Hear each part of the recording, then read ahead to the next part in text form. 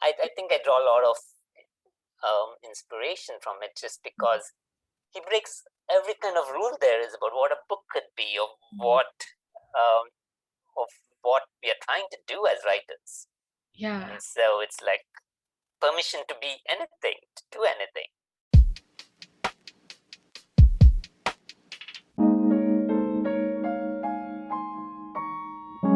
Hi, everyone. Welcome to Without These Books. I'm your host, Allison Roach. Without These Books is a thank you inspired video podcast that celebrates the authors, books, and characters that changed us as writers, readers, and as people. So today on the show, I will be interviewing Nawaaz Ahmed. He was born in Tamil Nadu, India. Before turning to writing, he was a computer scientist researching search algorithms for Yahoo. He holds an MFA from University of Michigan, Ann Arbor, and is the winner of several Hopwood Awards. He is the recipient of residencies at MacDowell, Yaddo, Djerassi, and VCCA. He's also a Kundiman and Lambda literary fellow. He currently lives in Brooklyn.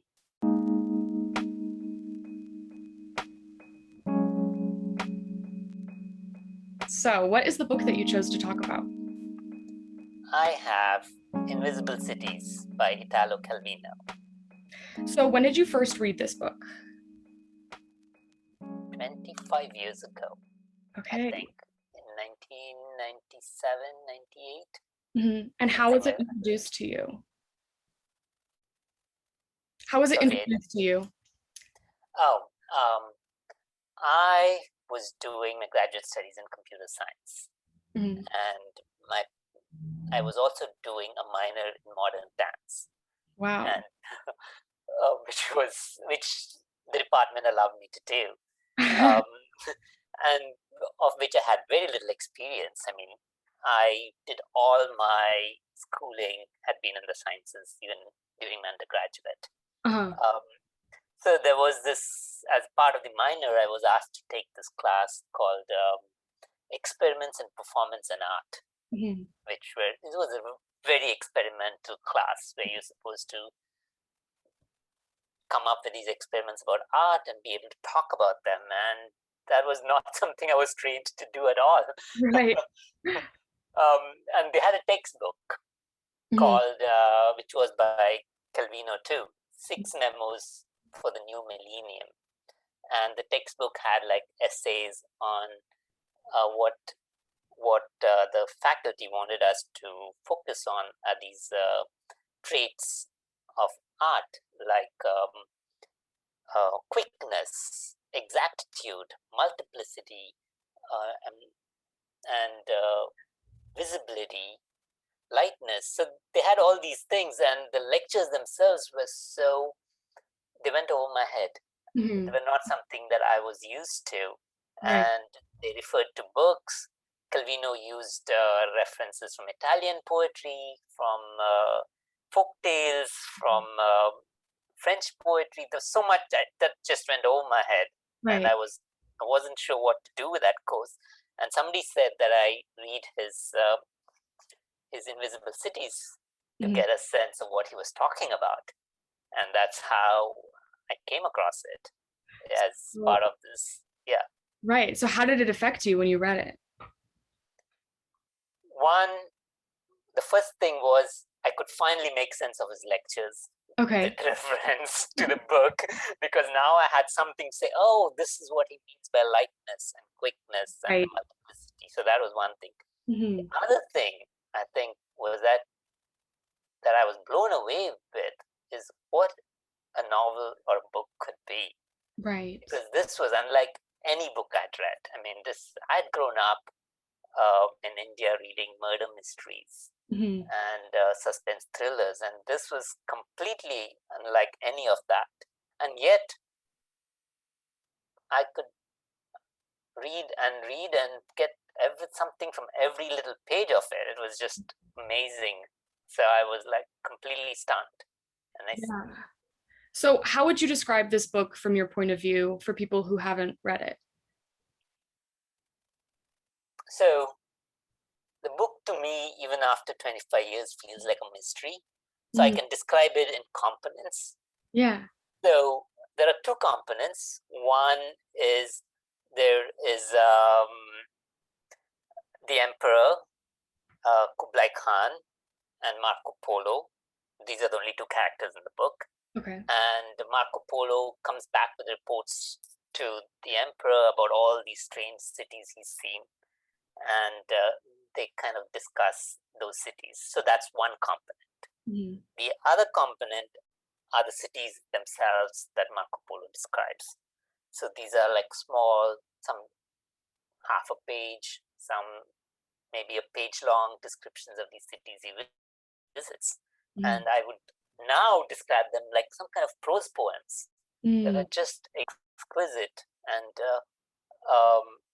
very surprising, filled with such details. And so there are these two components, these two, the emperor and the traveler talking about these cities they've seen, or cities Marco Polo has visited, and then the cities themselves. Mm-hmm. And the cities are grouped up in various ways, like cities and memory, cities and desire, cities and eyes. And they seem to be talking about life, not about the cities, but about life. Right, yeah. And so that is how I would describe the book. What you get out of the book, I think, is what you bring to the book. Yeah. And that's what is exciting to me about it. Yeah, since it's sort of like a mystery still, do you find yourself revisiting it often or no? In various ways, yep. I have thought about creating a website based on it. I have thought about creating novels based on it. It's always there, like in various ways. I'm like, I think I draw a lot of inspiration from it, just because he breaks every kind of rule there is about what a book could be, of what we are trying to do as writers. Yeah. And so it's like permission to be anything, to do anything. Yep. Yes, that's so many of the authors that I interviewed talk about books that like sort of gave them permission, that were like, oh wait, this is allowed, I can do this. And it was just like eye-opening. Now, did you know that you wanted to write at this point when you read? Because I know you were studying computer science.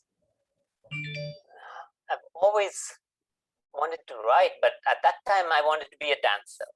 Okay. Or a choreographer, which was why I was doing this minor in modern dance. Not instead of computer science, but in addition to computer science, I thought on the side. And I was thinking like writing, maybe when I'm 50 or 60, when I can't dance and I have all this life experience, that's when I would come to writing. So at that time, no. But happened that my dance career lasted for like 4 years after I quit Cornell, where I was doing my graduate studies. That's because dancing is a hard profession and it takes a lifetime to get good at it. And here I was trying to do it on the side. And so, yeah. So when did you realize or start writing? And did this book have any sort of inspiration for you in those first stages? Inspiration, definitely, I think. I think if I had to tell myself, as I said previously, I wanted to write murder mysteries. Mm-hmm. And if there is a reason why I'm writing more literary stuff now, I would have to credit this book with. Yeah. Because it showed me what I really value, which is these passages or that suddenly seem to open up the world for you. And that's what I really value about writing. The stories I love, but I also like to come across these passages or these where it seems like some distilled truth to them. And that's what I read towards and what I write towards too. Since I think you mentioned reading, I could read. I was just going to ask, please read a passage. Yeah, I'll read one of the shorter cities because some of the cities can get long. And yeah, so this is Cities and Eyes 3.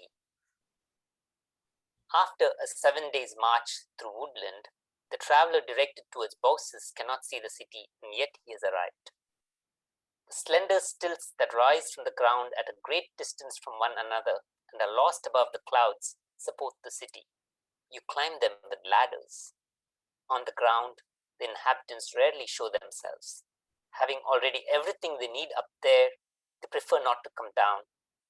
Nothing of the city touches the earth, except those long flamingo legs on which it rests, and when the days are sunny, a pierced angular shadow that falls on the foliage. There are 3 hypotheses about the inhabitants of Baucis: that they hate the earth, that they respect it so much they avoid all contact, that they love it as it was before they existed, and with spyglasses and telescopes aimed downward, they never tire of examining it leaf by leaf, stone by stone, ant by ant, contemplating with fascination their own absence. So that is Baucis. Oh, that's beautiful. And it just like so much contained in those lines. It's like the description, the flamingo legs, and you immediately see the city. Totally. And then what do you think, besides sort of opening up your world, what do you think this sort of taught you about writing or storytelling? I tried, in my own way, some things of the book I think have gotten into my novel. And I think these would come down to things like those traits that I spoke about: quickness, lightness. There are those aspects, like how quick can you move? In my own novel, for example, I have short sections very much like this. My novel also tries to bring in various disparate sources into it, like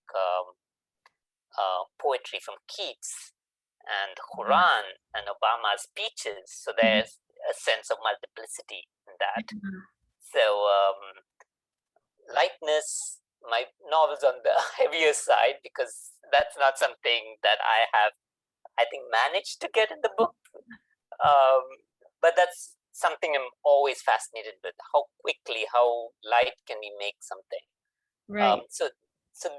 Those are the aspects I think that are there in the book that you can just study. Like how does he do it? How does he make this description move so quickly and yet come to this profound statement? And I've tried in my book. I still think this book is genius. So what would your world be like if you hadn't read this book?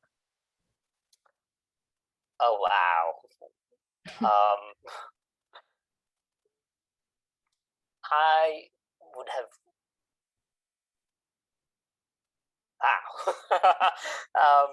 I didn't know that I'd be writing the kind of works I do now, or thinking about writing the way I do now, or even if I've come to writing. As I said, I wanted to be a dancer and a choreographer on the side.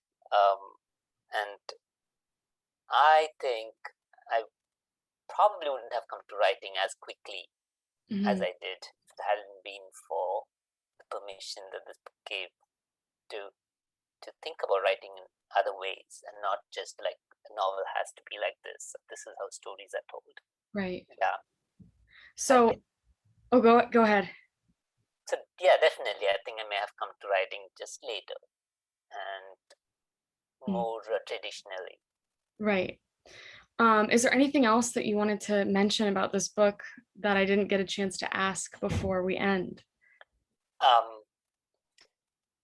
I think some of my favorite things, the descriptions of the cities are great, but there's this wonderful description of how Marco Polo and the emperor communicate, that talks about language and about writing and thing itself. For example, they start off with different languages. They don't even speak the same language. So they start off with pointing and mimicking, and then it moves on from there to words. But then Calvino says that words themselves felt like a step backwards, so they then move on to thoughts, and then they're communicating with these strange thoughts, and that I think is magical. This way where words are all we have, but we also have to try to move beyond them. And then how do we try to get to that place? So it's still that's a lifelong. Oh, of course. You said magic. That's all we could hope to find, is just that a little bit of magic. So thank you so much for joining me today. Thank you, Alison, for having me. This is wonderful.